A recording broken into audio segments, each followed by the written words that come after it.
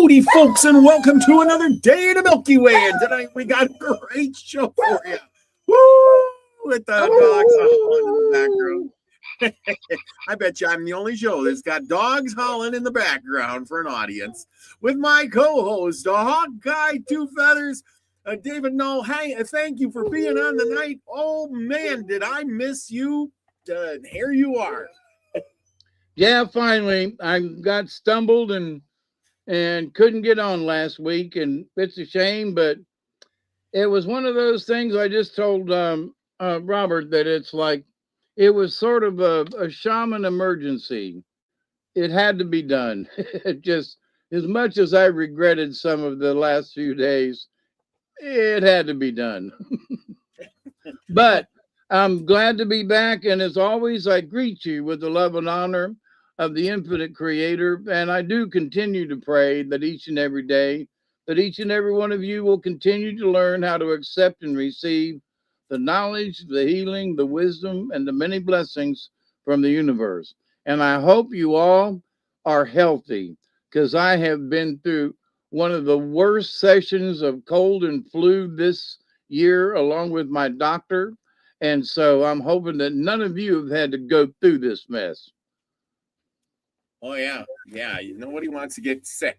Yeah, you were out for a few weeks, and so was I. I was busy working, and you were busy being sick, and then I was busy working, and you were recuperating, and then you went on a vacation. I was still being sick. I'm just now starting to recuperate. That's what I mean. Yeah. So my kidney doctor today was funny. He's like, "Man, how many times have you gotten sick this year?" And I told him. He's like, "Me too."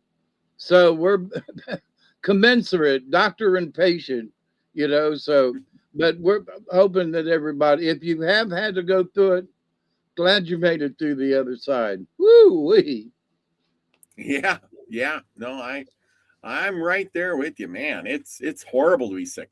Let's see. Everybody's in the chat. I'm sure they're all excited to see that you're back. Witchy Moon's in the house. Chloe's in the house. Good to see you, Chloe. She says happy St. Patrick's Day. Let's see. There you are. Anyway, we got Lucky Stone. Happy Tribal Tuesday. There you go. And we got Susie Q. Susie Q, welcome. Good to see you too. And it's good to have you all here today as we do this nice show on St. Patrick's Day of all times. Everybody's got a little bit of Irish in them on St. Patrick's Day, right? Yep. And I did several shows about St. Patrick, and he really wasn't the greatest guy in the world. He was, but if you want, go back in some of my archives, and I did a St. Patrick's Day show showing you and telling you who St. Patrick really was, and why he's known for driving the snakes out of Ireland, wasn't it? Or yeah. Yep. So, but he wasn't really driving snakes, put it that way. Anyway, yeah, Lucky, he's here. He's listening to the show. But I'm sure when you pull the cards tonight, he'll be able to put the links in, because last week he didn't get that opportunity to put all the names of the stuff in there for the cards to pick, because I didn't pick cards last week. I did. I picked one card out of my Sacred Path cards. That's what I had. Nice. So we only did one card, but it was a good card anyway. We did the Sacred Pipe. So it was all about peace. And we could use a little more of that in this world right now. With that stuff that's going off over there in the Middle East, just hope for some peace. And then the gas prices will go down and everybody can live in harmony. Because that's what we're really supposed to do, not fight amongst ourselves. And I don't think really anybody here wants to fight with anybody there. I think it's just to put it simply, it's like the natives when the white man came.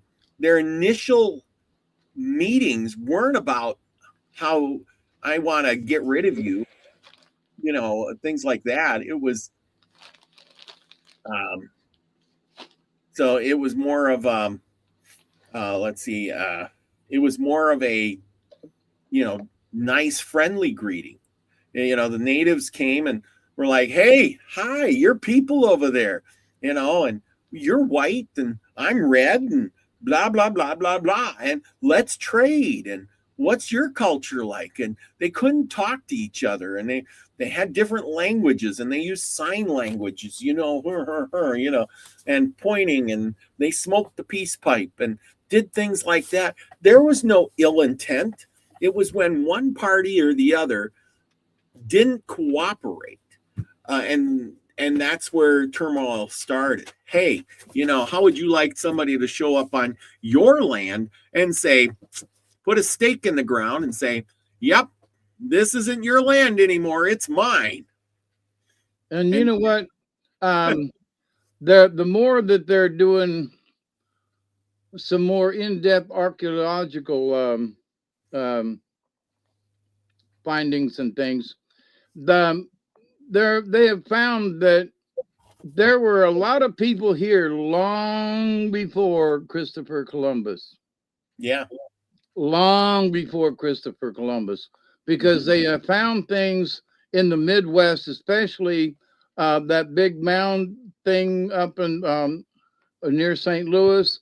Also, there's that big mound down in northern Louisiana, and there was a bunch of trade up the river and apparently across the nation as well. Not so much out west, but at least to the Mississippi River. And there's also information, get this, that one of the reasons, because we've covered Lewis and Clark, but one of the reasons that they sent them up the Missouri River was because there was a Masonic trade up there, and that Jefferson sent them up there to report in and to see what was going on. So it wasn't just, to map the Northwest Territories, but it was also to check in with somebody who was already there.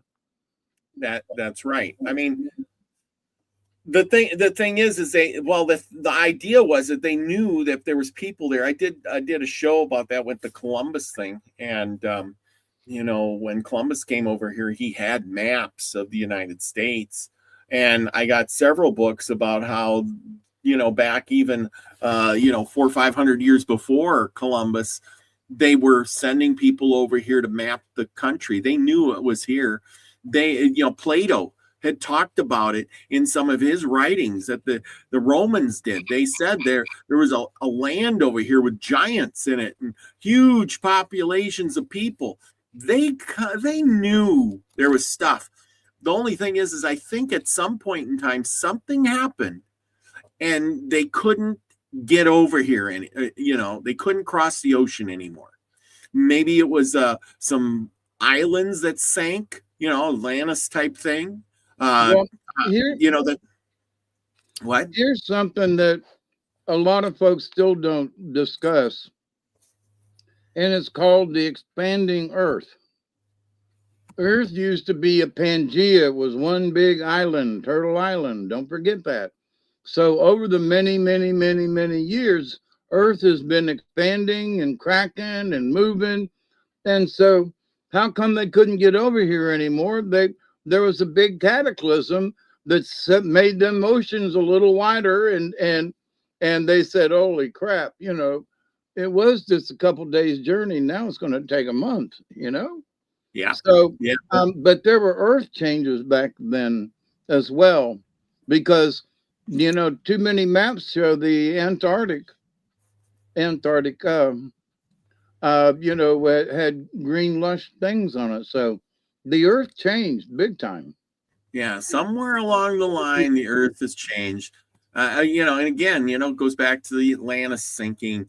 That was one of those things. But I do believe that there was interaction between here and there, and then somehow it got cut off, and then the two societies developed on their own.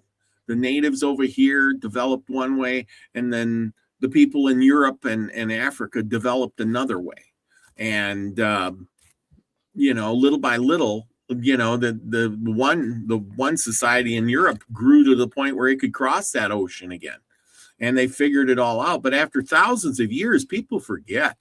The records get lost during wars and famines and the plague and all of these other things. And again, there probably wasn't a huge population in Europe either, and the population grew to the point where they cut down all the forests to build boats and fuel the fires of the hot tubs of the Romans. And they were depleting their resources. They had fished the rivers out. They'd shot all the animals off, all their buffalo, because there was buffalo in Asia. There was oxen, the oryx, and most of these were depleted off, especially once they invented the gun. And, then there was easy pickings to get one of those oryxes or the buffaloes or the, et cetera, et cetera. So then man, just started depleting and depleting and depleting. And then all of a sudden, North America came along with fresh timber, trees as big as a house, and they were like, holy cow, this is like undiscovered country. And then when they came, like Columbus came, there was tons of people here. Cortez and De Soto wrote about it, how they went to villages where there was, thousands of warriors and big cities and forts. But then what did they do? They brought disease, and that disease literally killed them all off, dispersing the natives, to small tribes to be nomadic or whatever. And, after, 500 years, you kind of forget your heritage in a way. I mean, you become something else after 100 years. Yep. And one of the interesting things I've listened to recently was a gentleman from the Masonic order, and he was discussing, history of the Masonic order that most people never hear. And he was like, that was one of the things he was like, there were Masons up the Missouri River back in the late 1600s. And that one of the reasons that, and it makes sense really, Columbus had big cross on his sails. You know why? Yeah. It was a Templar cross. Right, because the Templars had already been there. And so when the Indians saw the big cross on the sails, they were like, oh, our buddies are back. And it wasn't them at all. So people say, oh, they bowed down to the cross and all that, and they were so afraid because of the sails. No, they had seen this stuff before because the Templars had already been there and had traded with them and had knew these people. And then so when the natives saw Columbus coming with them on a sail, they were like, oh, there's our buddies coming back. That's right. Yeah, because the Templars had been kind of wiped out before, just, a couple hundred years before Columbus. They've been, dispersed. And, they were still there, but they were in hiding. And one of the best places to hide was over here. Well, yeah. If you couldn't hide there, you got to hide here. And why not? But like it says, when they got here, they probably intermingled with the natives and or died off. Who knows? And because the Templars, they had their own fleet of ships. When it was time, when the Pope had said, hey, we're getting rid of the Templars, they got in their ships and sailed away. And where did they go? I mean, could some of them come here? I suppose if I was running from the law or something, which would have been the church, I would have, went to all the different parts. I would have sailed down to Africa. I would have sailed over here. I would have sailed, to China. I would have went to India, all those places. Send a boat everywhere. Somebody's going to survive, right? Yep.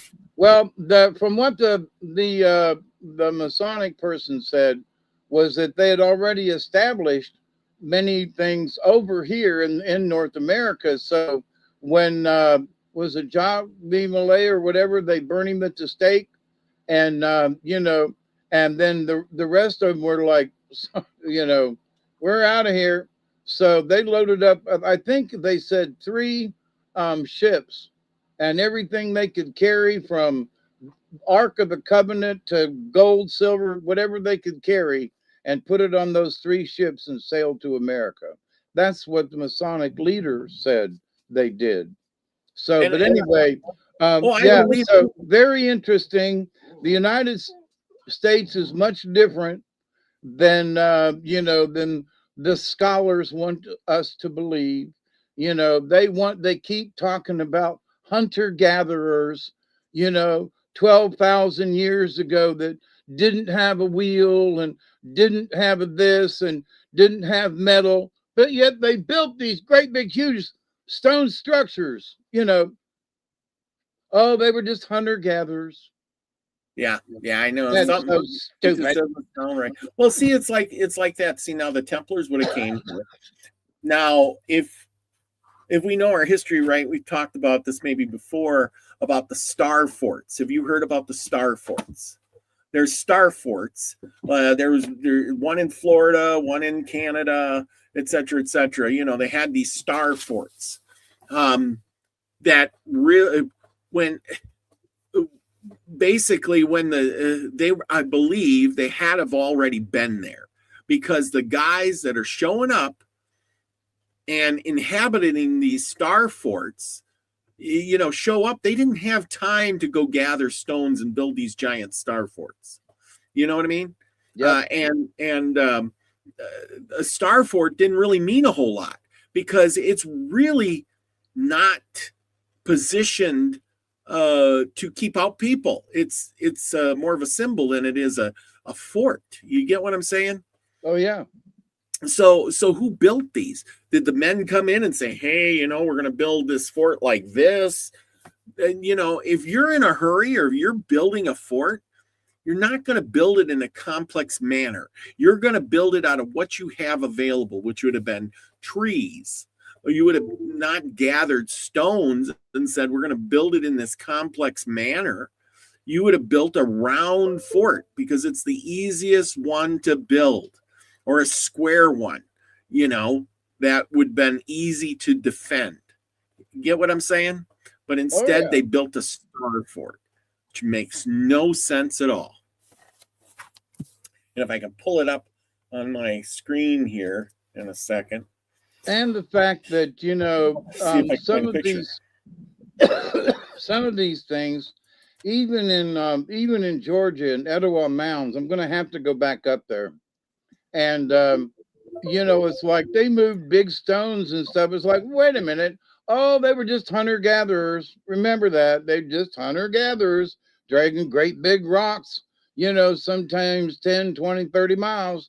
Just hunter-gatherers, no wheels, no nothing, a bunch of dumb people, hunter-gatherers. I just want to, every time they say it, I just want to, if I was a drinking person, hunter-gatherers, chunk.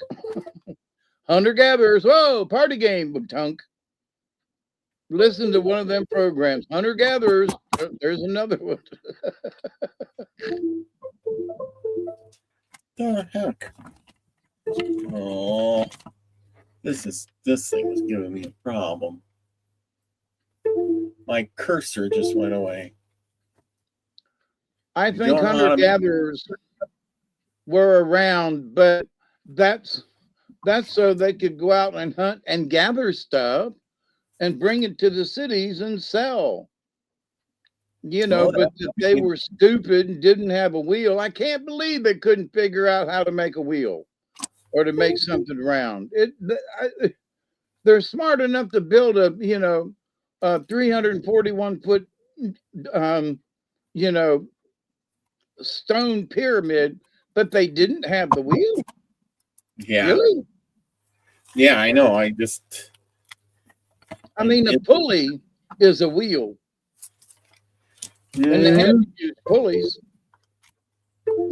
Anyway, I'm sorry, my cursor quit working here. Okay, so there's forts: Fort McHenry, Castillo in Florida, Jefferson in Florida, and Fort Stanwix in New York.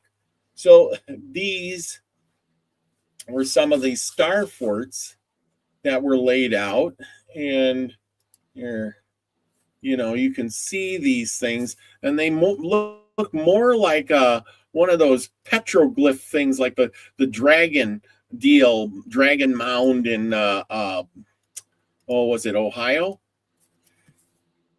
So Serpent Mound, that's it. So see, you can see there, forts of the United States. Why would you build a fort like this? If you're going out there to inhabit a place in the middle of nowhere, you don't say, I'm going to build a complex fort like this. You get where I'm, you see what it's looking like? This doesn't look like a normal fort that you would build because you were, going to defend yourself from some Indians. You get what I'm saying? Yep. That does not look right. Here's another one from the sky. Fort Union National Monument. It's like, really?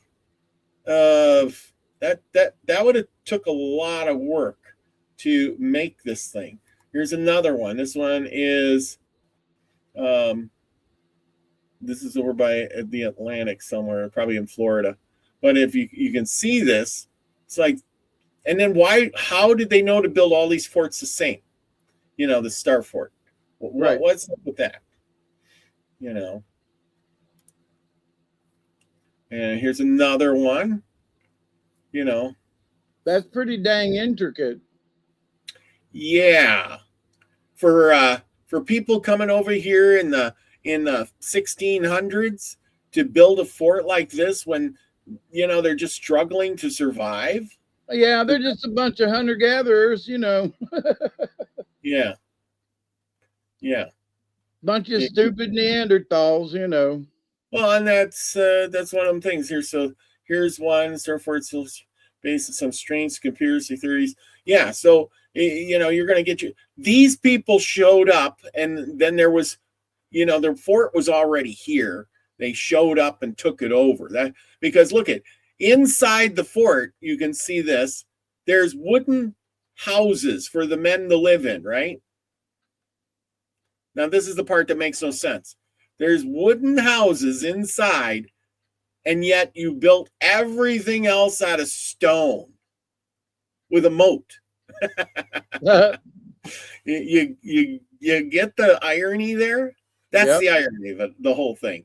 You built everything out of stone, and then you built yourself a crappy little log cabin wood house inside the fort.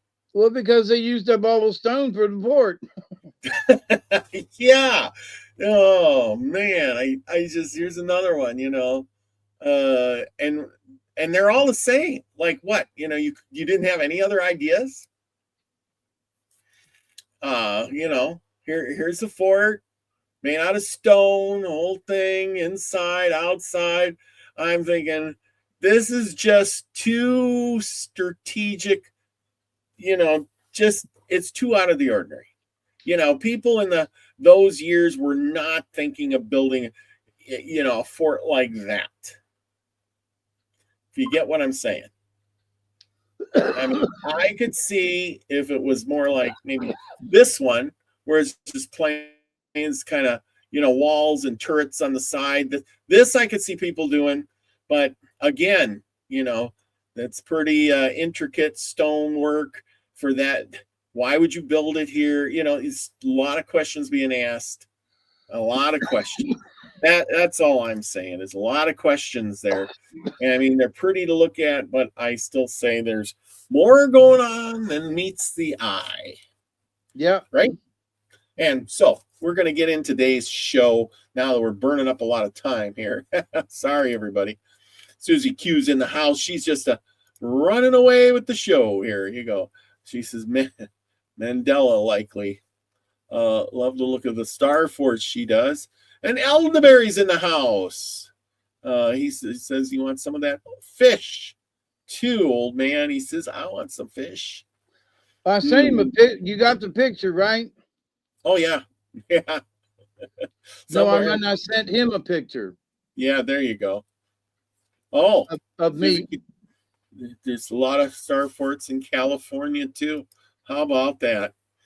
Like, yeah, that's just too ironic that all these star forts could be everywhere. You know, it's and in California too. Makes no sense. Well, just let's get back to the show. And tonight we're going to talk about the land of California, the Golden State. Long before the highways and before the towns and before the fences and the county lines, California was already a world, and it wasn't empty. Everybody thinks these places were empty, and that's what we're talking about tonight, the star forts, everything. It wasn't empty. People were living there. Yes, maybe they weren't as advanced. Maybe there was people there before them and they died off. Who knows? But it was a living, what? Go ahead. They weren't stupid as people try to make us all believe.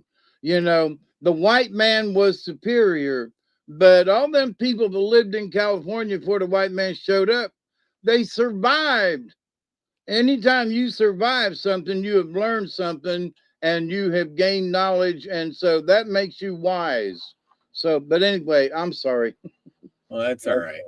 Well, California, it was it wasn't just empty. It was a living homeland stitched together by rivers and oak groves, salt, wind, desert, wells, and mountain passes. A place where people knew the land and the way, your face. And where a ridge wasn't just a ridge, it was a boundary, a pathway, a story, a memory, where the seasons just didn't change with the weather. They changed the whole calendar of life.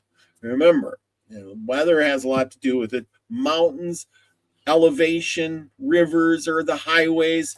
Okay, you're standing under an oak tree in late summer, and the air is warm and the shade is thick, and you can smell the dust of the sun-baked grass. Somewhere nearby you hear steady work, stone on stone, hands sorting, voices talking low and easy. This isn't survival like the movies show it. This is skill. Like we were talking about a minute ago, these people had knowledge, and they passed it down so long that it lives on in their daily life from generation to generation. And the land gives, and anyway, and that's what we're doing here tonight. We're going to the nations of the Golden Land, where we're going to talk about California's First Nations through the land itself and through the stories that grew out of it. Not just as legends you toss aside like campfire entertainment, but as teachings, as memory, as maps of how the world works and how a person should walk in it. Now, I want to tell you something up front. These stories come to us through different roads. Some come from native voices carried forward. Some were written down long ago by outsiders, usually, and collectors, scholars, travelers, people who didn't always understand what they were holding. So we're going to do that right away with the respect, with the content, and the clear eyes we're going to look through. We are here to look at the nations, not stereotype them. We're here to listen closely and tell it straight. Tonight, we're starting with many traditions that started out at the beginning. That's where we're going to start tonight, at the beginning. Being in a lot of California native stories, the world isn't just built here by kings or armies. It isn't shaped by a hero with a sword. It begins in a more honest way through animals. We always talk about animals. That's how the thing works. Through water, through small acts that become big changes. And in some versions, there's nothing but water. No shoreline, no valley, no mountain to lean against, just water and sky and the feeling that the world hasn't made up its mind yet. And then here comes Coyote. Now, if you've never met Coyote in a story, well, let me introduce you to him properly. Coyote isn't a comic character. He's not just a trickster for laughs. Coyote is an appetite. Coyote is impatient, and Coyote is the part of us that wants things now. That's most of us. And even if it costs him later, sometimes Coyote helps, sometimes Coyote harms, but Coyote always teaches, because Coyote shows what happens when desire drives the wagon. So Coyote looks out all that water and says, "We need land." But Coyote doesn't make it with a snap of his fingers. Coyote sends someone down, not the strongest and not the loudest, not the one who takes credit, a duck, a driver, and down into the cold dark. The duck goes deep enough that his lungs burn and the world squeezes tight. And when the duck comes back up, no, it's not with treasure and not with gold, not with a crown. It's with a little bit of earth, just enough. And from that, the land begins. Do you hear what that says? That creation isn't always loud. Sometimes it's a small thing done with courage, a creature nobody brags about, a task nobody wants, a little bit of earth carried up through the darkness so that others can stand. That's the tone of California right there, because this land isn't one story, it's many different regions, different languages, different ways of living, shaped by coasts, forests, valleys, and desert. Yet across the diversity, they'll see patterns. Respect for the living world, rules of balance and understanding that what you do today echoes. And once the land is here, the next problem arrives: fire.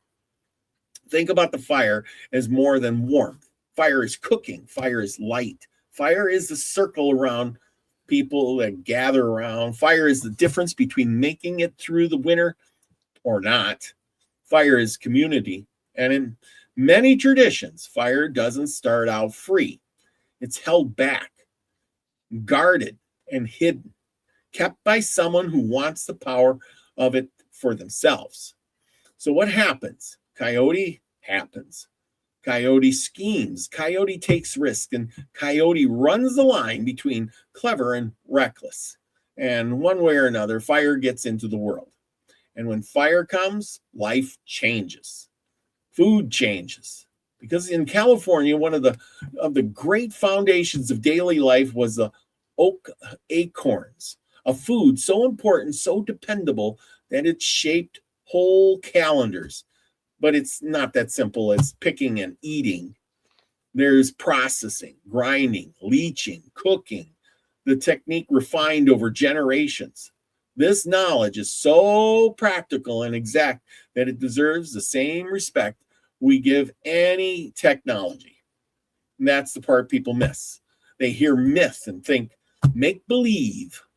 But these stories sit on top of real life, real labor, real science, and real systems of trade, governance, and responsibility.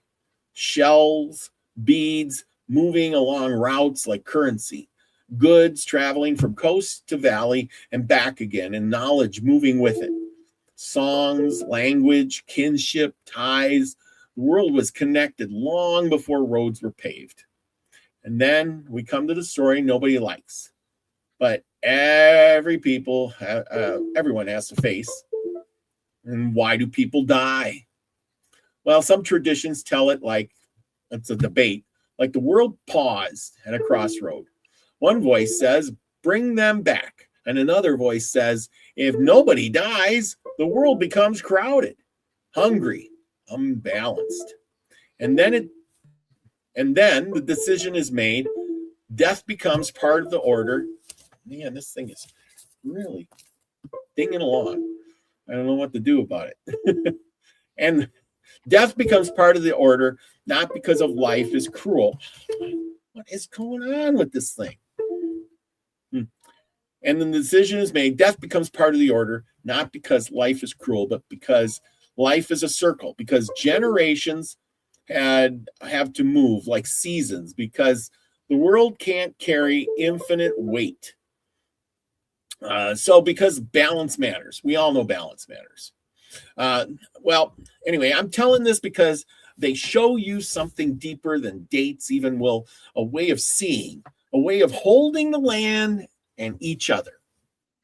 And here's where we turn just for a moment toward the hard truth, because the contact era didn't arrive as one clean event. It arrived in waves, missions, disease, forced labor, violence, displacement. We've heard all this before. Laws written far away that decided who could live where and who couldn't. And for many communities, it was like watching the ground get pulled out from under the feet of a slow moving train. And yet, listen to this, the stories survived. They survived because people carried them. Even when language were punished, and even the families were separated, and even when the communities were pushed off homelands and told to forget who they were, the story stayed alive in the places that couldn't be confiscated. Memory, song, family, the knowledge of where the water runs and where the acorns fall and where the wind changes. So tonight, when we step into these myths and legends, we're not stepping into fantasy. We're stepping into California as it truly was many years ago. So where do we start with all this? What do you think of that? It's kind of a little bit of everything, a little bit of story. We've heard about Coyote before, didn't we? Coyote and yeah, Coyote is known for making mistakes and doing dumb things, but Coyote always learns from his mistakes. And so that is the great value of Coyote. It goes off, the Acme anvil and the thing and the jet and all that you've seen on the cartoons, but he's learned at the end, that at least in the legends. And so even though Coyote might have been a little crazy, he convinced somebody to go down and get some mud up off the bottom. You know what I mean? So he's a crazy guy, but in a lot of nations, Coyote had a lot of good medicine, but Coyote had to use it wisely, otherwise mistakes abound. So anyway, go ahead. Well, okay, so we want to know the story about Coyote and how the ground, we just talked about all of that, but do you want to know the story? Well, I have the story. I'm going to tell you right now. It's a short one. The beginning of the world. How often do we hear that? The beginning of the world. All the time. How many stories have we done with the beginning of the world, or how the world was formed, or where we came from? Quite a few. Quite a few. We're going to hear one more because they're important. Does it say what tribe this is? No, it does not say. It's from a California tribe. That's okay. All. I don't exactly know which book this came from. That's okay, but because most of what we have been reading has been from the mountains eastward. Yeah. And so this will be something that we've not heard. So go ahead. Okay. This is the beginning of the world. Before there were people, there was only water. Water everywhere. Everywhere you look. No hills, no trees, no dry ground. Just the wide water and the sky above it.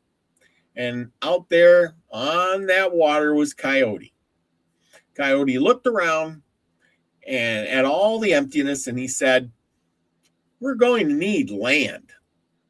So he looked among the ducks and chose one of the diving kinds, and he told it, "Go down, dive to the bottom, and bring me earth." Now, the duck didn't like that idea. It hesitated, like it could feel how deep the water was and how cold and heavy it would get down there. But Coyote kept on it. And finally, the duck went. Down it went into the dark water, down past where the light disappears, down until the world is nothing but pressure and silence. And the duck reached the bottom. It bit into the earth down there, and then it turned back upward, fighting the weight of the water until it broke the surface again. And it brought up earth. Coyote took the earth and he sent that duck again, this time for seeds. Seeds that would swell when the water touched them. And when the duck brought those seeds back, Coyote mixed the seeds and the earth and the water together. He mixed it like dough. And then that mixture began to swell and spread and swell again until the water was pushed back and pushed away. And that's how the first land came. That's how the world got its ground. And now you know how the world was started. Simple, but that's the whole point. It was simple, and you could hear that story. I can just imagine myself as a little kid sitting around a campfire and grandpa there telling this story and smoking his pipe, and you're sitting around in the winter when you can't really do much, and he tells his story over and over and over again. Come on, Grandpa, tell the story about how the earth was made. Come on, come on. And then you hear it so many times, and eventually you become Grandpa. And you tell it to your children. And it gets passed down generation after generation. What do you think of that? And depending, there's sometimes, I talked with some storytellers when I went to powwows and things. And I was like, the stories are so simple. Why didn't y'all embellish a little bit? Like how deep the water was, like you just did. The water was cold and the duck fought the cold and went down and brought up the, and, and it was like, and he was like, because we like to get to the point. And I was like, that's a good answer. We just like to get to the point. Oh, okay. He went down, got the mud, brought it back. Now I keep asking, where did he find the seeds? But that's okay, Yeah. So, but we've read, I've read several creation stories, and a lot of them start out with just water, Yeah. and Turtle Island, So, and that also goes back to what geologists and scientists at least discussed the earth with Pangea. It was one great big giant earth, one great big giant island. And so Turtle Island. So there's more to that being real than just a legend, Well, that and say there was a big flood and then, killed most of the people off. And then the ones that did survive told the story about how they were on the water and there was no land. And all of a sudden the land, came up out of the water and now you have land, and then you had to make up some kind of story to fit what actually happened. Because how would you explain that?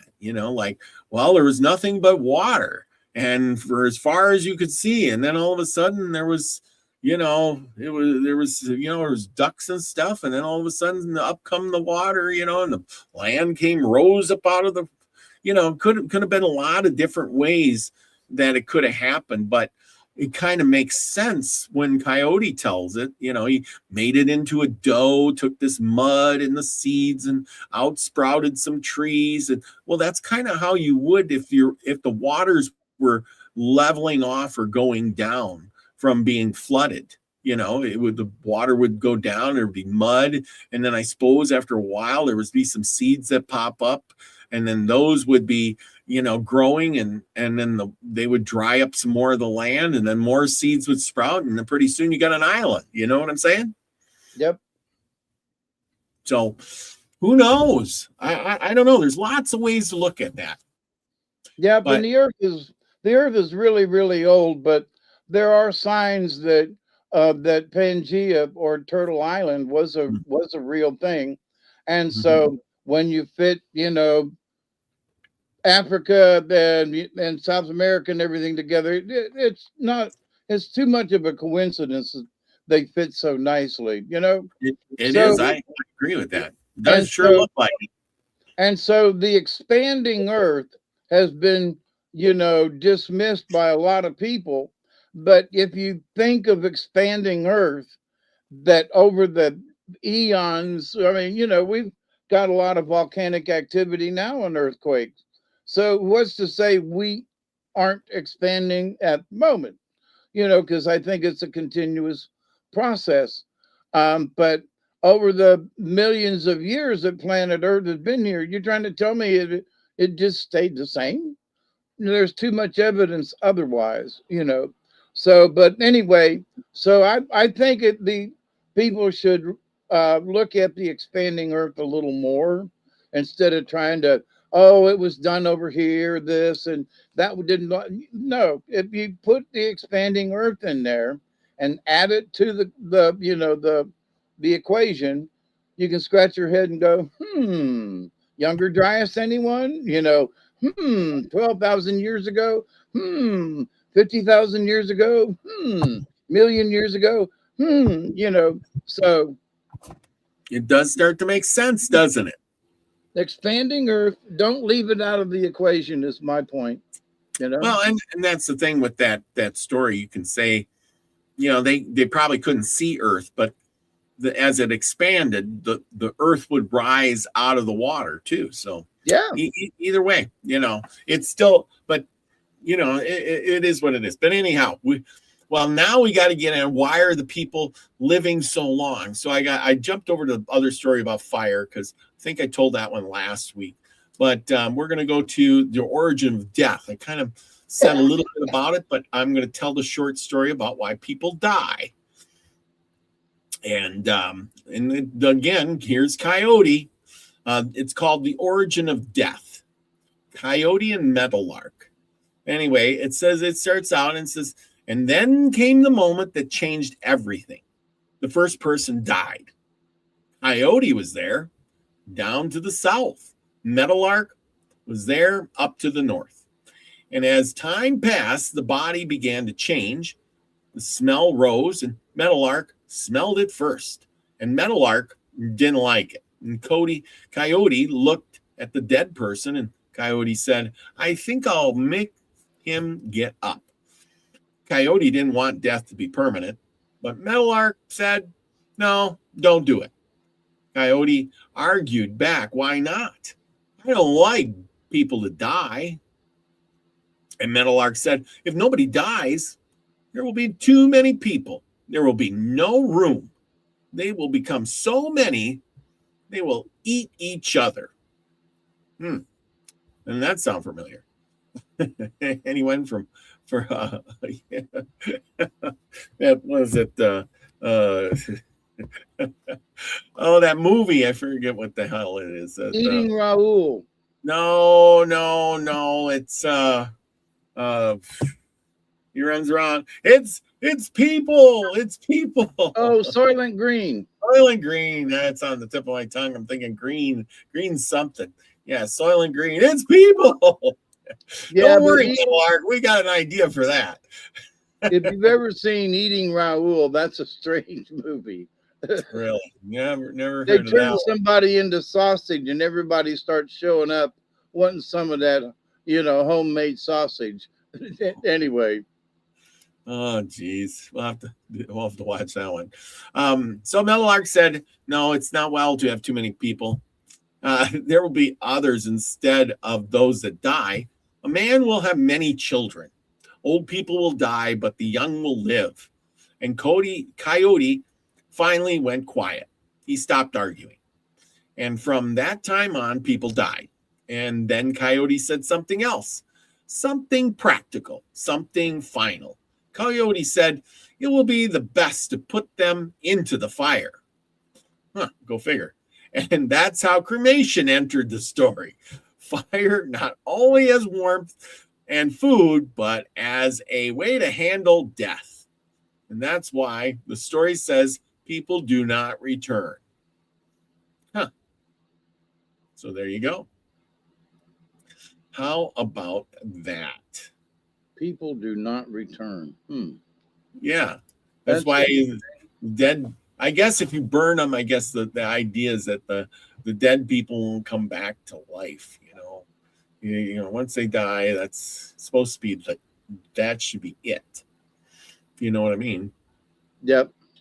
So, but see, there again, that depends on the tribe and the customs. Yeah, and you're right. You know, they all of these have different customs, and but that's what makes them interesting, because each one, gives them a little bit different perspective. It gives you a little bit different perspective. Because cremation in many tribes was so that it would help the spirit to rise up into the heavens. And not that it was going to be like death, like that's it, bye. No, it was to help your spirit to become part of the universe with the smoke. So, different idea of getting burned. Yeah. So as we go through here, I got some things about daily life, and I got some old pictures to show you, because I love the old pictures. They have a lot to tell. If you see something up here that you see that's kind of interesting, you let me know as I scroll through here. And this is a Catahoula or Catula child. These are all from Southern California tribes. These are pictures that were taken and way back when, and now we have a little bit of history of some of these people. Okay.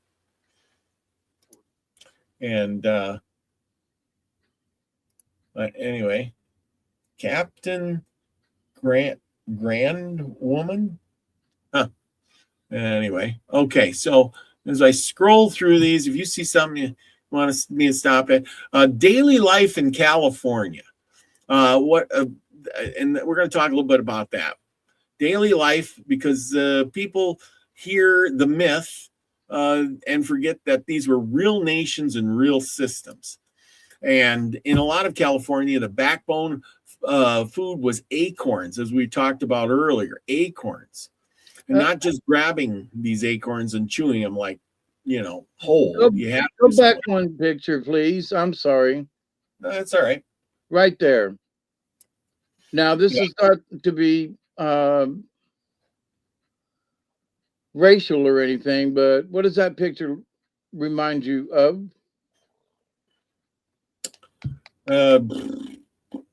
Not sure. Or does it? It doesn't. Okay. Me being down here in the South with the hair the way it is, and the older woman, brown skin, an plantation Negro woman. Oh, yeah. Okay. And just so from one side of the world, they came from Africa, the first or second generation, here in America, but you're 3,000 miles away with an Indian tribe. I just want to point that out. Oh, yeah, that does. Okay. Yeah, I agree. Yeah, same here. A Chupino woman. These pictures were taken back in 1924. So we have memories all the way back to 100 years ago. 100 years ago. So acorns, we're going to talk about acorns. The acorns were cracked. This is how they used the acorn. They were cracked and shelled and removed, and the kernels were pounded into meal, not lightly, but steadily, using mortars and pestles. And they, crunched them up. Some bedrock mortars, so they used the rocks, and you can still see them today. They were basically community kitchens, workspaces where people talked and sang and worked side by side. But the acorn meal was tannic acid, bitter, and not good for you unless you removed it. So this meal, this Let is me a stop you there. yes, It was too much tannic acid. yes, But yes. tannic acid is actually good for us, but not in huge quantities. So, Yeah. but go ahead. Yeah, so you got to get the tannic acid out of there so you can, make stuff with this. So the meal was leached with water. That means you got to soak it in water and kind of rinse it out. And sometimes in a hollow or by a stream with sand filtering it, sometimes in a bowl if no stream was nearby. I'm sure there was a good process for this, and they had lots of things and to get it out with. And then after you've got it clean, you got a clean acorn meal. Now you can cook it. And here's the part which surprises some people is they could boil water in a basket. Believe it or not. You've just seen this last lady. She's making baskets. You always wonder, what are they doing with all those baskets? Well, this is a Lake Mono basket maker. And this guy is from Palm Springs. Yeah, anyway, so they boil it in water in a basket. The watertight basket, they fit it in the top of hot stones into it until it boiled. It's called stone boiling. Then, in other places, they cooked it in small bowls or pottery bowls. Remember, they could make pottery out of clay or even soapstone. Fish could be planked and on stone slabs, and meat could be roasted in pits. Clams could be baked in layers with fuel. And it wasn't only acorns. Seeds were gathered of all kinds, shelled and winced and ground in the slabs that were parched or cooked, things like that. Of course, they also gathered roots and bulbs, like you'd even do today, onions and potatoes kind of thing, but only they were gathering things like cattails and onion roots and wild carrots and berries, lots of berries, nuts, pine nuts, walnuts, all depending on what region and what season it was. And meat varied too, from deer, rabbits, squirrels, birds like ducks and quail, even insects in some areas. So when people say hunter gatherer, they don't picture wandering, starving. These pictures, they had planned harvest, just like the farmers do today. They had seasons for everything, because you can't pick berries when it's cold out, and you can't grind up acorns in the spring. You got to have a time for it. You get catch your meat in the fall or the winter, whatever, and then you smoke it. But these people were skilled at cooking. We don't even think of it. We think, oh, they were just savages eating it raw. But no, this was some of their daily life. And they had homes and villages.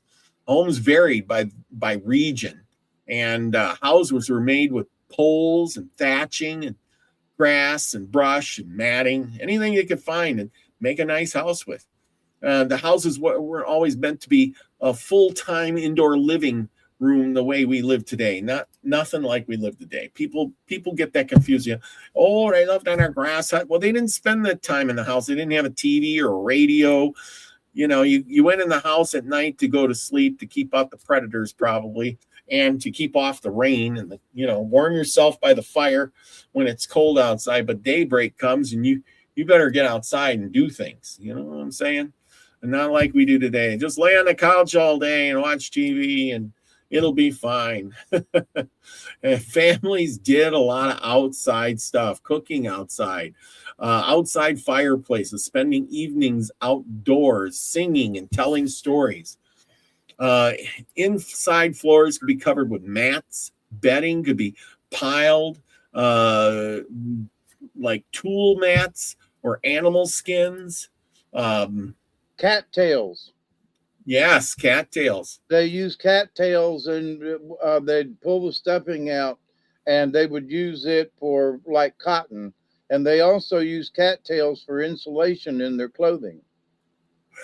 Yeah, yeah, exactly. People do still do that, some of it today with the cattails. Yes, And cattails. I read an article. I'm sorry, but to interrupt, but since we're on it, I read an article just the other day that they're trying to get cattails, grow more of them because of the tubers, and there's the fluff at the top, and also I guess the stem is um, is good for uh, grinding into stuff.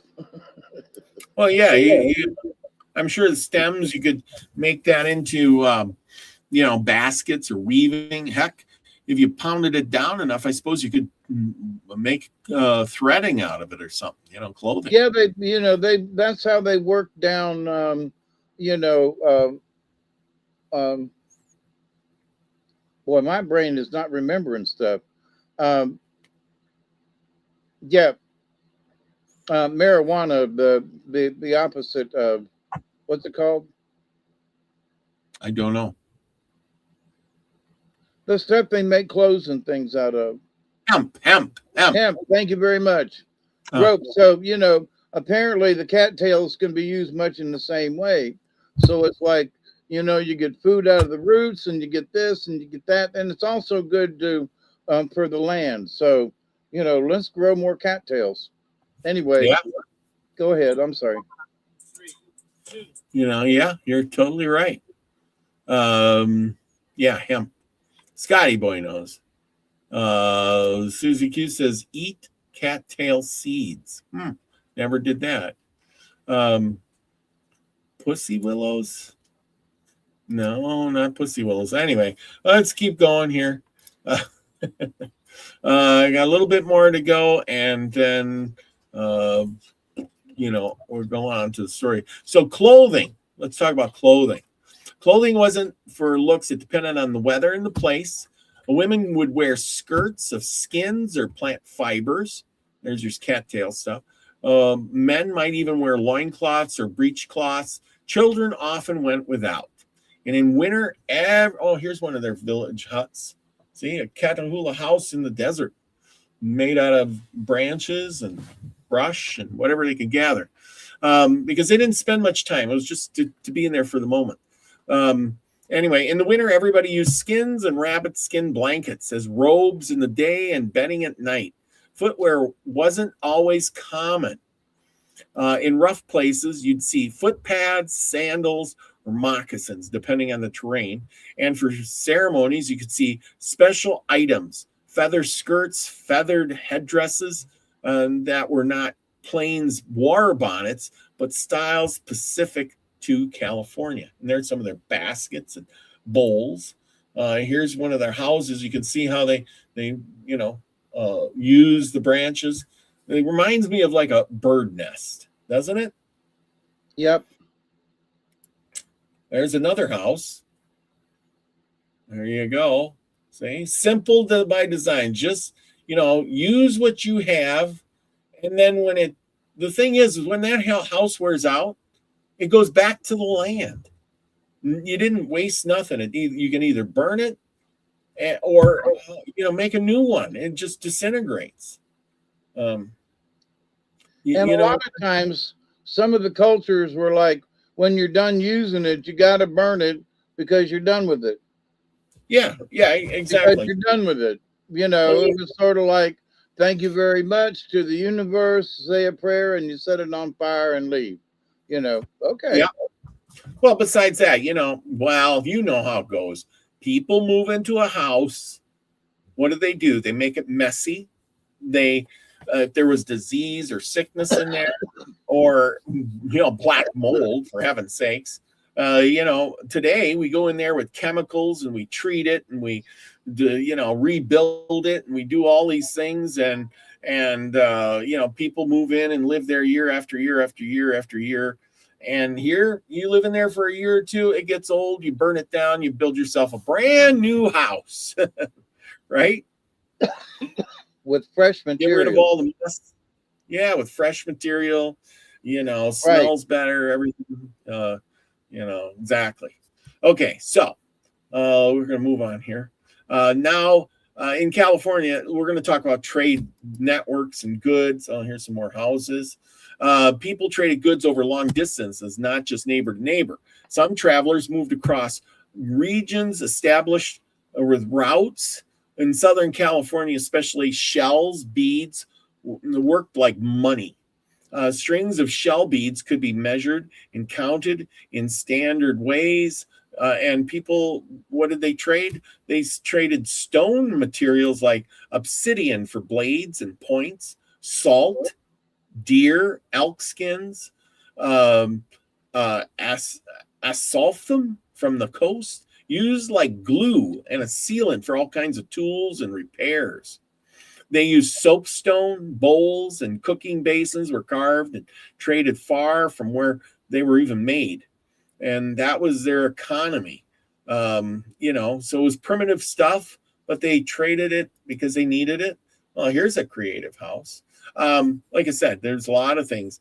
But here, what do they do at night? You get in there, you didn't have TV or radio, you had to entertain yourselves. What did they do? They played games. Games were really big.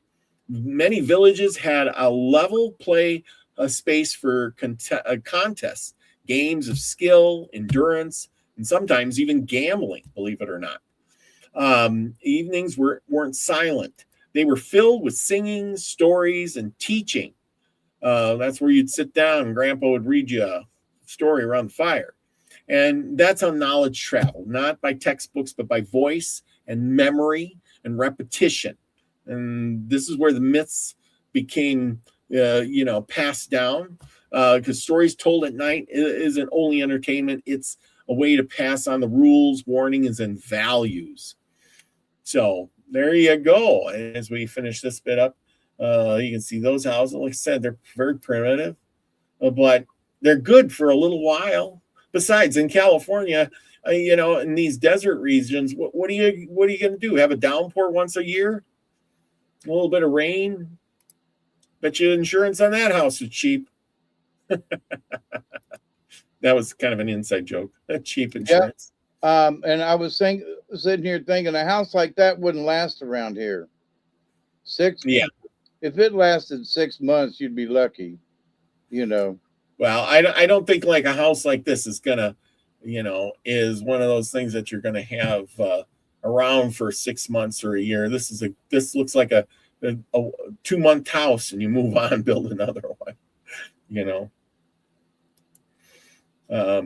Yeah, just like I said, just little bits of. You didn't need it. It's warm there, in the desert. This is a desert area.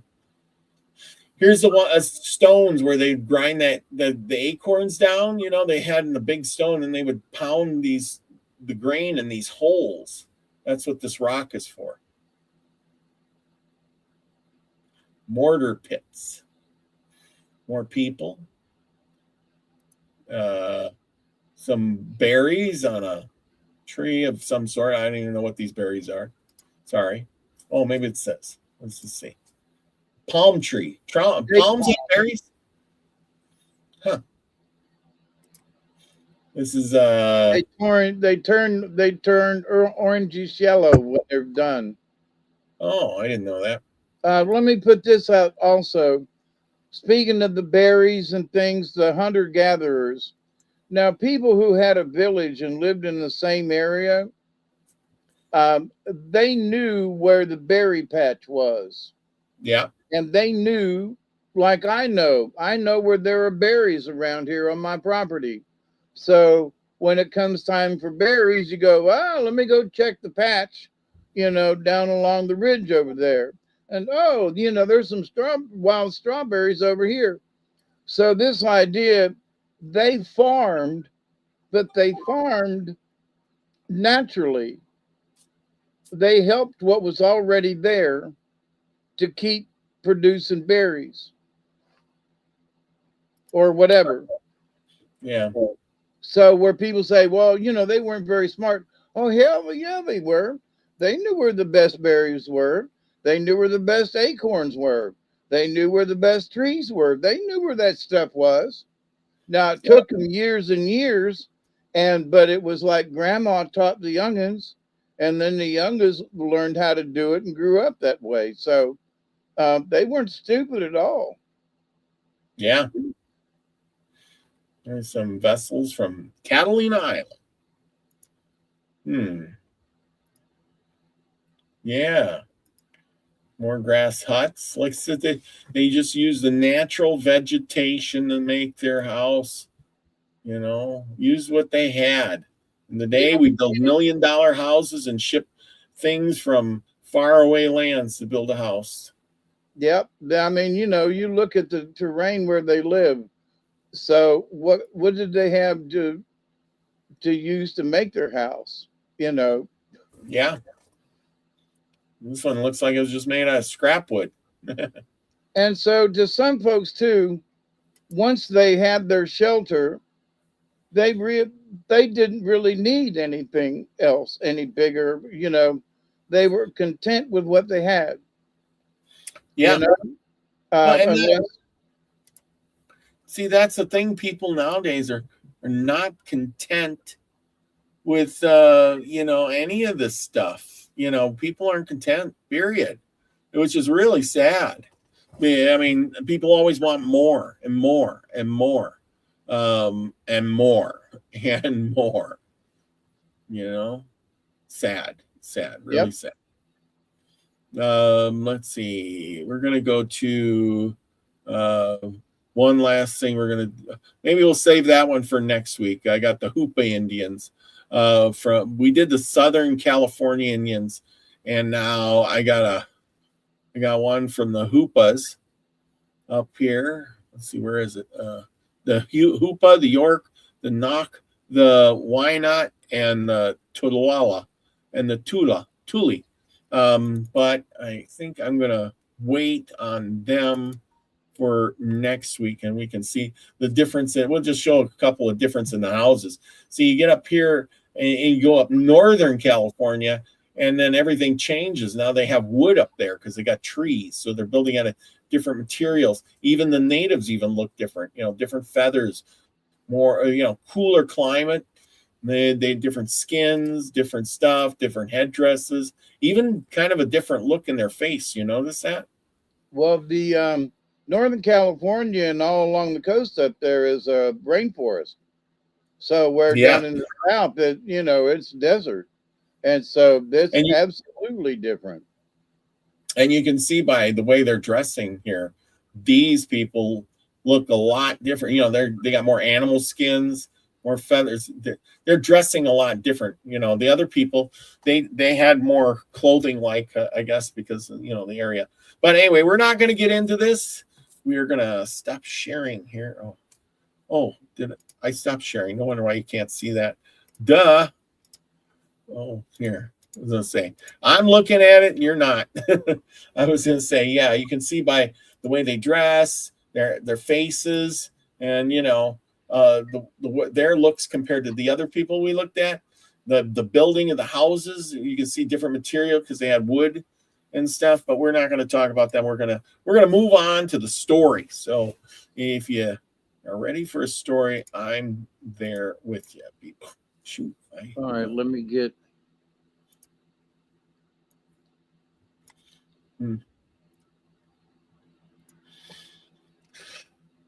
Yeah, it's colder up north, Scott. He says, my parents always told me that you need shoes on your feet and clothes on your back and a roof over your head. That is so true. And that's what we forget a lot of times is we think we need all of the stuff, and really we don't need all this stuff. We're driven by propaganda and by all these other things saying that we need this shirt that says Robert and David and American Myths and Legends, and you need to go out and get yourself a mug so you can drink your coffee in the morning. So get on over to the Streamlabs. It's in the link below, and get yours. Yes, He's going to pull some cards, going to do his story first. Don't worry, there will be cards tonight. and like I said, that's close, Robert. It counts. Oh yeah, close. We need. Yeah, don't forget the flashlights. We need 200 flashlights and some clothes. But yeah, that's the thing. We need clothes. But back in the day, women had maybe one or two dresses, and the men had, Sunday go to meeting pants and then everyday pants. And that's, you didn't have a giant wardrobe. I go to my closet and I got 200 shirts in there. I got 6, 7, 8 pairs of pants, and I got all kinds of other stuff. And then of course I got to have different hats for every day of the week, and I got to have, I got to have more. I got to have this, and I got to have that. I got to have 15, 20 pairs of socks, and yeah. Well, poor Scotty, he's forgot the memo that there is such a thing as pants. He's only got partial pants. I don't even know what you call them when they're not full pants. They're like half pants, knickers. Isn't that what women wear? I don't know. Tidy whities. Yeah, he's got. I wonder if he wears tidy whities. Oh my gosh, I don't know. Maybe I don't want to know. That's beyond me. Anyway, clothes away because I have no space for it. Yeah, see, Joanne. See, I got so many clothes. I hate throwing good stuff away.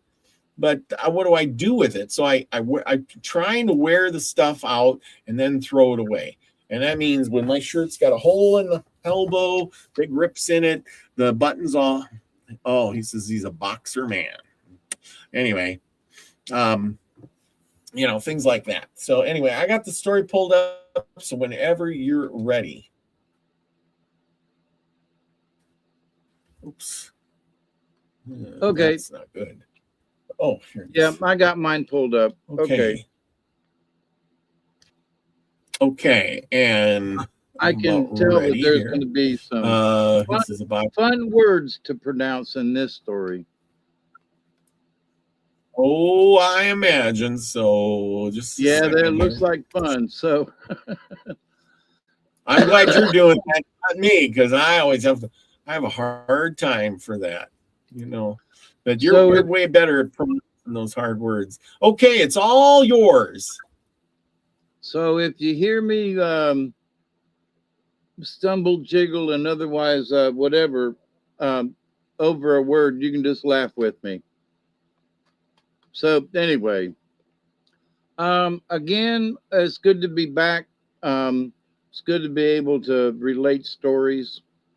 And this story continues to be from Folklore and Legends, North American Indian by Philadelphia, J.B. Lippincott Company, 1891.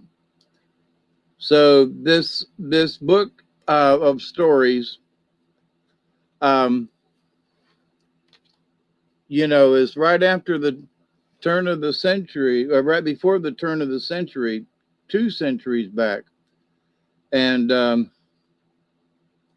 so, hang on, my nose has got a butterfly in it. So I hope you all have your cards picked, because the cards are picked. The story is The Legend of Onawut Oquota.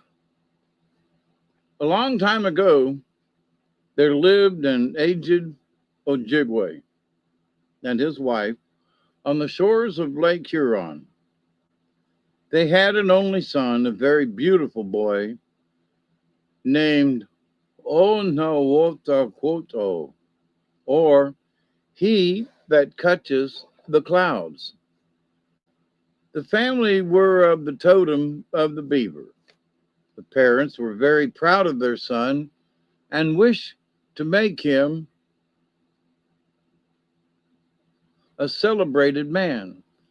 But when he reached the proper age, He would not submit to the weekundiwin, or fast. When this time arrived, they gave him charcoal instead of his breakfast, but he would not blacken his face. If they denied him food, he sought birds' eggs along the shore, or picked up the heads of fish that had been cast away and broiled them. One day they took away violently the food he had prepared and cast him some coals in place of it. This act decided him. He took the coals and blackened his face and went out of the lodge. He did not return, but lay down without to sleep. As he lay, a very beautiful girl came down from the clouds and stood by his side. "O Nawutaquoto," she said, "I come for you. Follow in my footsteps." The young man rose and did as he was bid. Presently he found himself ascending above the tops of the trees, and gradually he mounted up step by step into the air and through the clouds. At length his guide led him through an opening, and he found himself standing with her on a beautiful plain. A path led to a splendid lodge, into which Onawutakwoto followed his guide. It was large and divided into two parts. At one end he saw bows and arrows, clubs and spears, and various warlike instruments tipped with silver. At the other end were things exclusively belonging to women. This was the house of his fair guide, and he saw that she had on a frame of broad, rich belt of many colors that she was weaving. "My brother is coming," she said, "and I must hide you." Putting him in one corner, she spread the belt over him, and presently the brother came in, very richly dressed and shining as if he had points of silver all over him.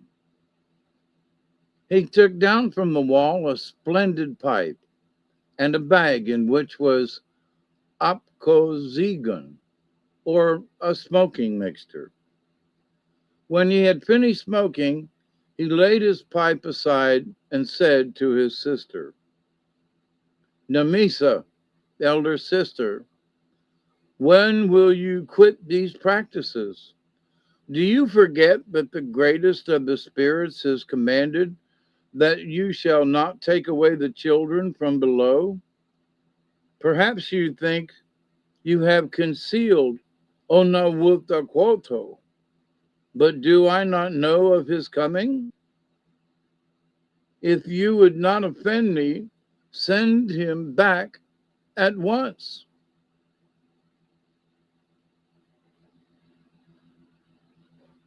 These words did not, however, alter his sister's purpose. She would not send him back, and her brother, finding that she was determined, called Onawutaquoto from his hiding place. "Come out of your concealment," said he, "and walk about and amuse yourself. You will grow hungry if you remain there." At these words, Onawutaquoto came forth from under the belt, and the brother presented a bow and arrows with a pipe of red stone, richly ornamented to him. In this way, he gave his consent to Onawutaquoto's marriage with his sister, And from that time, the youth and the girl became husband and wife. Onawotaquoto found everything exceedingly fair and beautiful around him, but he found no other people besides his wife and her brother. There were flowers on the plains, there were bright and sparkling streams, there were green valleys and pleasant trees, there were gay birds and beautiful animals, very different from those he had been accustomed to.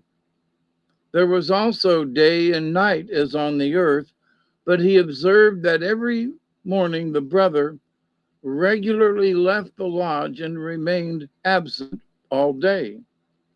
And every evening his sister departed, but generally for only a part of the night. Onawotaquoto was curious to solve this mystery and obtained the brother's consent to accompany him in one of his daily journeys. They traveled over a smooth plain which seemed to stretch to illimitable distances all around. At length, Onawotaquoto felt the gnawings of hunger and asked his companion if there was no game about. Patience, my brother, replied he. We shall soon reach the spot where I eat my dinner, and you will then see how I am provided. After walking on a long time, they came to a place where several fine mats were spread, and there they sat down to refresh themselves. At this place, there was a hole in the sky, and Onawotaquoto, at his companion's request, looked through it down upon the earth. He saw below the great lakes and the villages of the Indians. In one place, he saw a war party stealing on the camp of his enemies. In another, he saw feasting and dancing. On a green plain, some young men were playing at ball, and along the banks of a stream were women employed in gathering a pukwa for mats. Do you see, asked the brother, that the group of children playing beside a lodge? They listened to the shishigwa of the mita, to the song he sang, asking that the child's life might be spared. I'm sorry, I jumped ahead.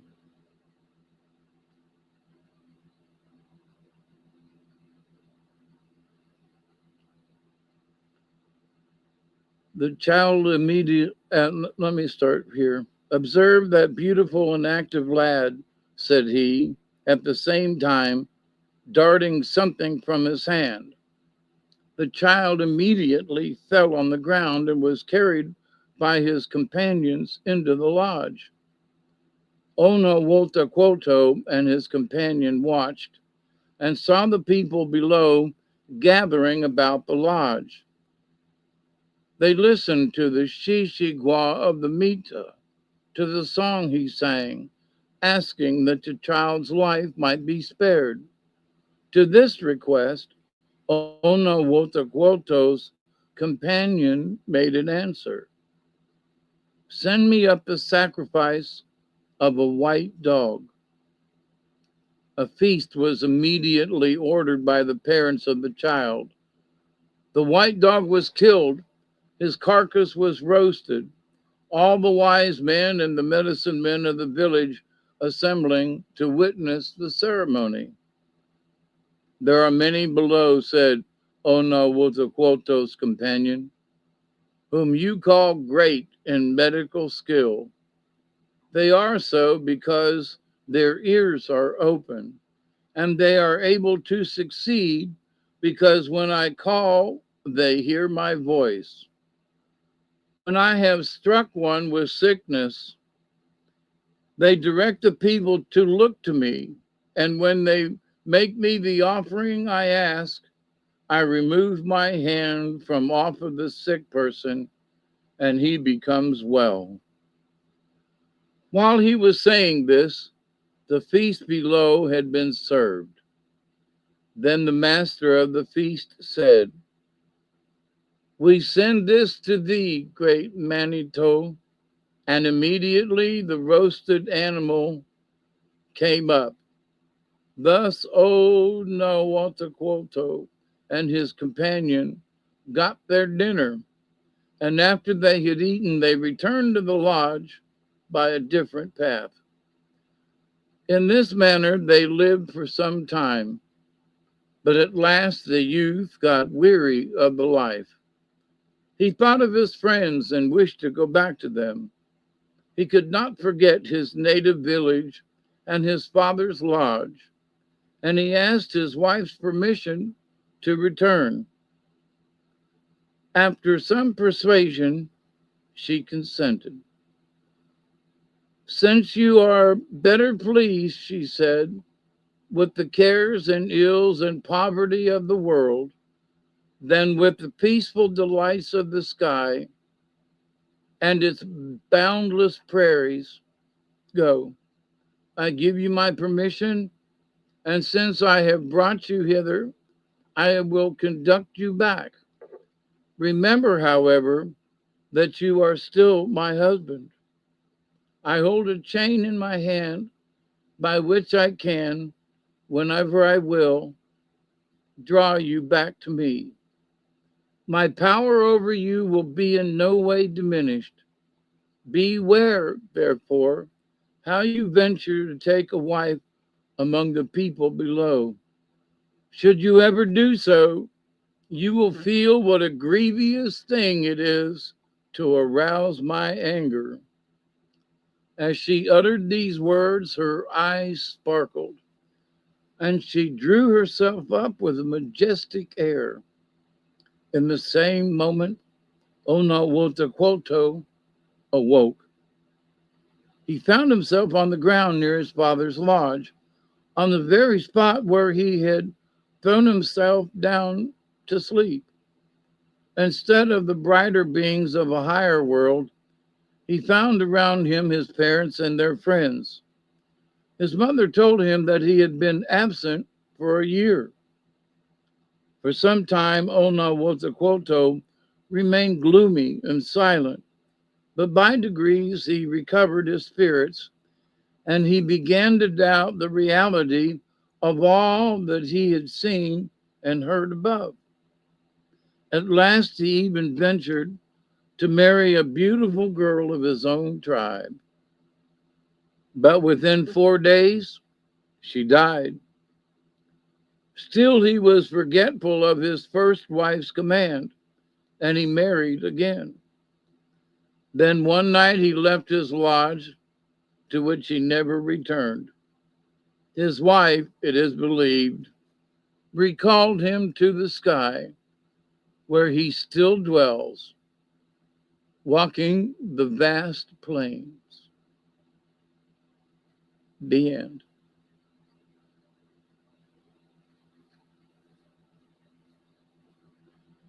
Interesting story. She warned him. That's right. Left his lodge, never to return again. She held the chain, Yeah. that bound him. So, but anyway, so I hope you all pick some good ones. Yep.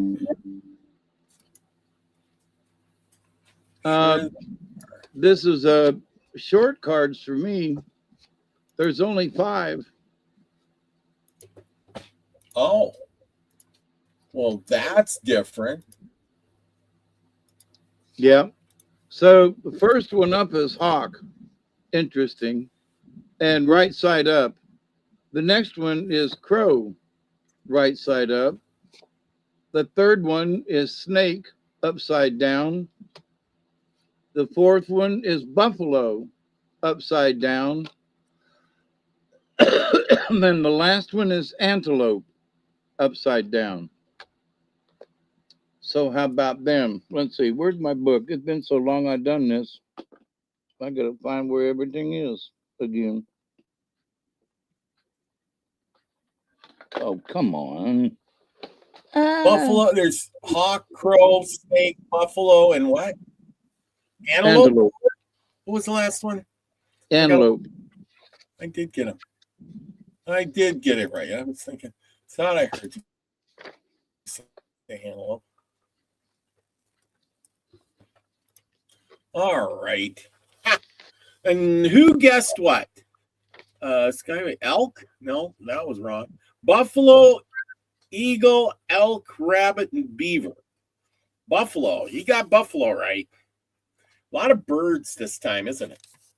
Hawk, crow. Only snake, two. 2 birds, 1 reptile, and 2 fast-moving animals. So there you go. There you go. And me and Duggar were on the road today looking for some deer tracks, and a hawk overhead just hollering at us. So hawk was there today for me anyway. I almost hit an elk on the way to work. There was like 20 of them crossing the road and right in front of me, and I'm like slamming on the brakes.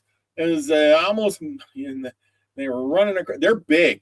If I hit one of those with the truck, my truck is junk. Yeah, buddy. They're big. Makes a deer look like a puppy dog. And those elk, when they travel. Oops. Go ahead. Hawk is the messenger, akin to Mercury. Hawk medicine teaches you to be observant.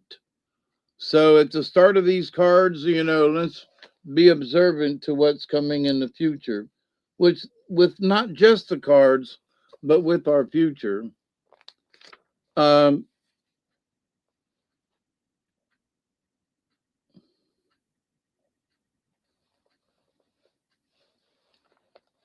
What is called for here is an intuitive ability to discern what the message of Hawk is.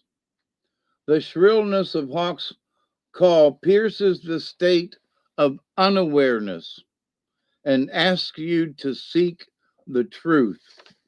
We're all kind of sort of doing that, ain't we? Seeking the truth. Hawk medicine is a totem that is filled with responsibility because Hawk people see the overall view. If Hawk is circled and landed in your cards, you are to be aware of signals in your life. So coming up, pay attention. So notice them and receive them. That's just the messenger. Pay attention. But that's always a good rule, to pay attention.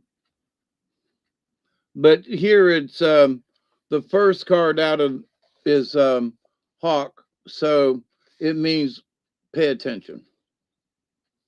So number 24 is Crow. And Crow is law.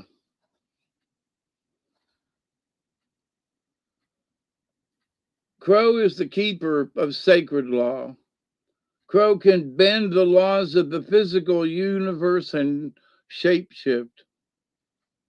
This is a rare and unique thing to do, and very few Crow people can do it. All sacred texts are under the protection of Crow. Creator's Book of Law, or the Book of Seals, is bound in crow feathers. Crow feathers tell of spirit made flesh. Crow is also the protector of the Oglala, or the ancient records.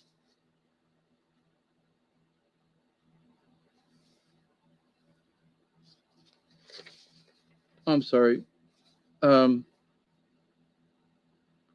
is an omen of change, So Hawk's telling us to be aware, and Crow is saying changes are coming.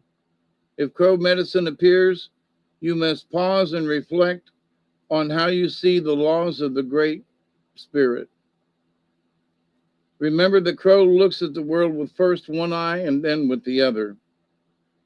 So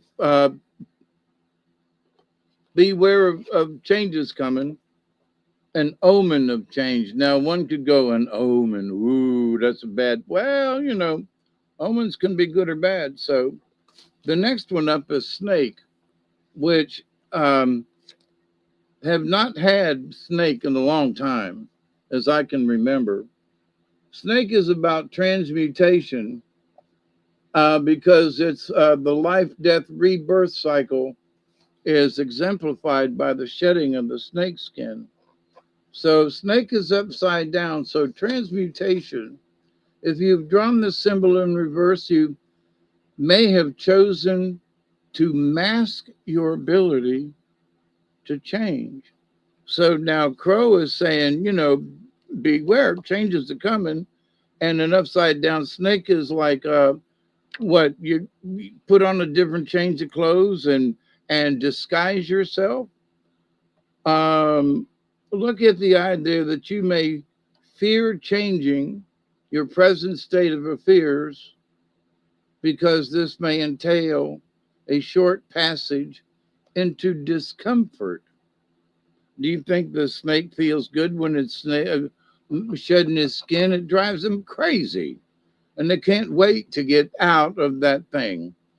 So a short time of discomfort.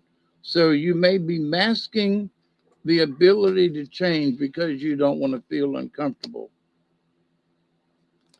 Next one up is number 19, buffalo, and it is upside down. Buffalo is prayer and abundance. All animals are sacred, but in many traditions, the white buffalo is the most sacred. The appearance of the white buffalo is a sign that prayers are being heard.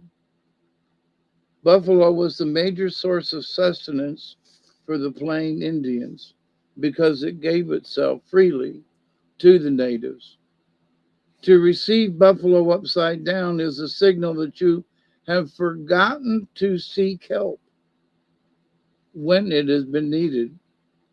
If your hand is closed in a fist, you cannot receive the bounty of abundance.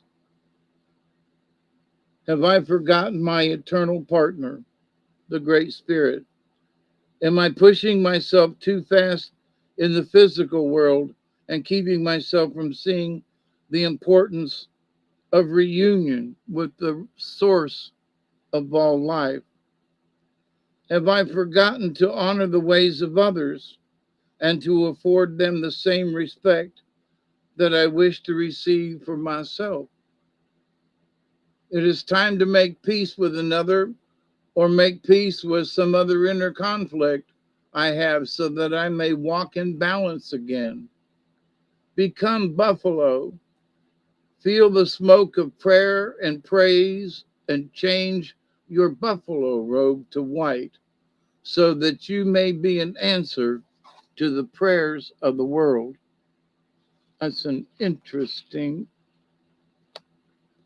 The next one is 37, and it's antelope upside down. 37.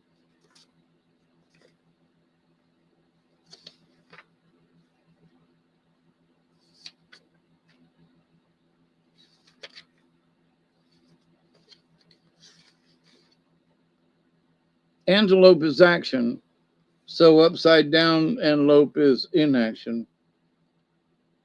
Um, so antelope also gave itself to the peoples so that they would survive during the Ice Age. And humans learned antelope's lesson well. Because of antelope, humans took proper action and survived to the present day. But now, contrary antelope is a signal that you are not listening. There's a warning right at the beginning with crow, pay attention. and not acting on the will of the Great Spirit. You may be taking more than your share. Antelope medicine, in the contrary, makes you crazy and quarrelsome. You will certainly be indecisive and not know what direction to turn. You might be lying to yourself and others. Stop lying, even if you think it will get you off the hook. Nanny, nanny, boo boo. Contrary antelope will trip you at every turn. Quit being so conventional and following all others all the time. Take your own authority. Let antelope's heart beat strong in you, and you will know the way. But as always, the message is do it. The fear of the unknown subsides once action begins. Have the desire to do something. Make the firm decision to begin that action and then do it. There you go. Not bad for my first time back. Oops. There you go. Yes. Bravo. There you go. Ow, ow, ow.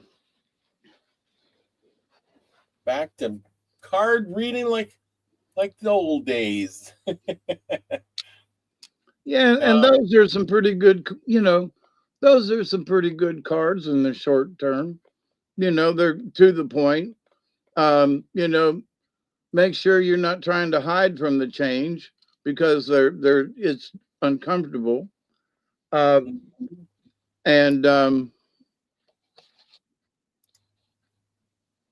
yeah, act on it. Do it. Don't fear it. Do it. So, but anyway, yeah, that's good. That's good. Good. That's right. That is right. Wow. I think that's perfect. Anyway. Thanks, boy. Yeah, good cards. Simple. Good cards. I'm glad everybody enjoyed them. Scotty Boy says great cards. Elderberry's still in the house. We got Chloe is in the house. Chloe, I need a crystal. I need a is it Florentine? Florentine. I think that's what it's called. Florentine. I got to get a hold of you and get a Florentine crystal if you have such a thing. I think it's called Florentine. Like fluoride, but only Florentine. Anyway, so needless to say, good show tonight. We got to wrap her up. I got to go to work tomorrow. Like always, I really have a job, so I'm working. I'm an oil field worker, so I'm pounding the pavement there. Or should I say the ground. We got to get that oil out and bring those prices down at the pump. Right? Yep. So, got a lot to do. As always, I'm always doing something. Nothing's ever easy. And we're going to keep pounding. Oh, yeah. Happy St. Patty's Day show. And Scotty Boy says, you're going on? You're going to have a show after? I don't know. I'm pretty tired. I'm had a long day, so I don't know. I wouldn't blame you. A lot of fishing and adventure, things like that. So, rest up. We don't want you to get sick again. And we'll have you back on next week, and we'll do this all over again. Yeah. Right? That's right. Yeah. Be safe. And, as always, thumbs up. That's right. And with that, everybody, go out there and make it a great week. Remember, your neighbor is your friend is your neighbor. Treat everybody like you treat yourself. Remember, you got to love yourself before you can love others. And just like the stories and the things said tonight, you got to go out, and I hope the cards meant something to you, because you're going to go out there into the real world. And what more than anything, you're going to be the frequency you want to receive, everybody. Love y'all. Peace, everyone.